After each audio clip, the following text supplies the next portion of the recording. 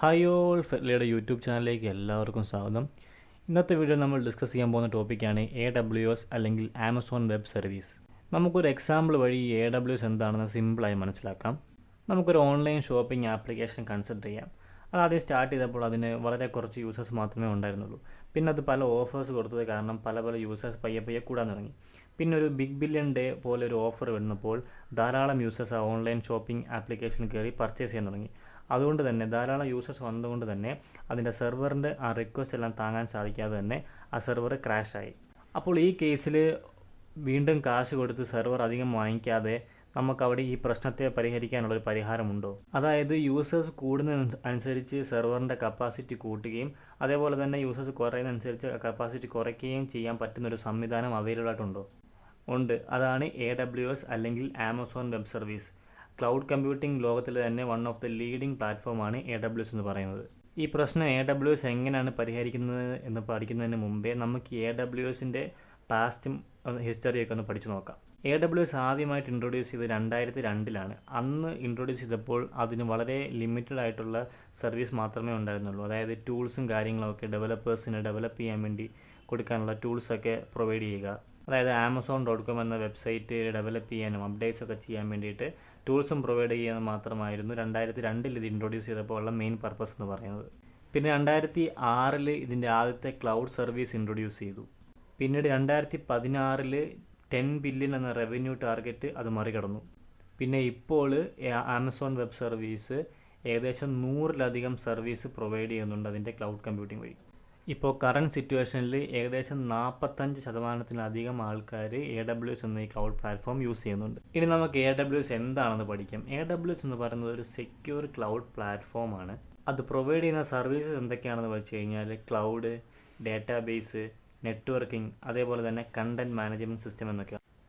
ഈ AWS വർക്കാവുന്നത് pay as you go pricing model വഴിയാണ്.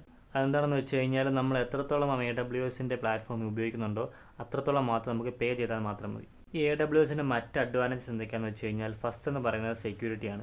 AWS വളരെ സെക്യൂർ ക്ലൗഡ് പ്ലാറ്റ്ഫോമാണ്. അതായത് ഒരു എൻഡ് ടു എൻഡ് കമ്മ്യൂണിക്കേഷൻ ചാനലാണ് AWS നമുക്ക് ക്രിയേറ്റ് ചെയ്ത് തരുന്നത്. പിന്നെന്ന് പറയുന്നത് എക്സ്പീരിയൻസ് ആണ്. നമുക്കറിയാം, ഞാൻ പറഞ്ഞ പോലെ തന്നെ 2002 ആമസോൺ വെബ് സർവീസ് ആദ്യമായിട്ട് ഇൻട്രൊഡ്യൂസ് ചെയ്തത്.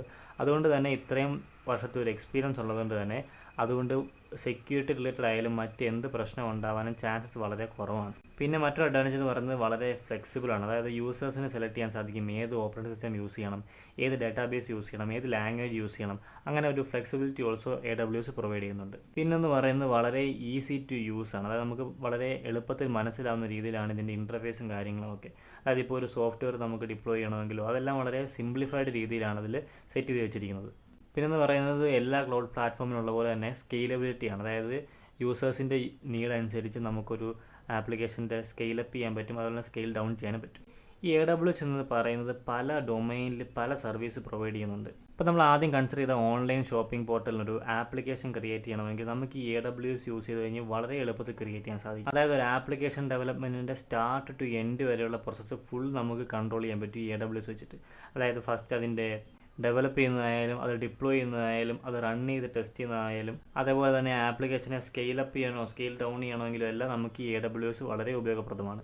ഈ AWSൻ്റെ പോപ്പുലർ സർവീസ് എന്തൊക്കെയാണെന്ന് വെച്ച് കഴിഞ്ഞാൽ ഒന്ന് പറയുന്നത് EC2, അതേപോലെ തന്നെ AWS lambda, Amazon Lightsail, elastic beanstalk എന്നിവയാണ്. ഇപ്പോൾ നമ്മൾ ആദ്യം കൺസിഡർ ചെയ്ത ഓൺലൈൻ ഷോപ്പിംഗ് ആപ്ലിക്കേഷൻ്റെ കേസിൽ നമുക്ക് AWS സ്റ്റോറേജ് സർവീസ് യൂസ് ചെയ്തിട്ട് നമുക്ക് വെബ്സൈറ്റിൻ്റെ ഡേറ്റയും കാര്യങ്ങളും ഒക്കെ സൂക്ഷിക്കാൻ പറ്റും.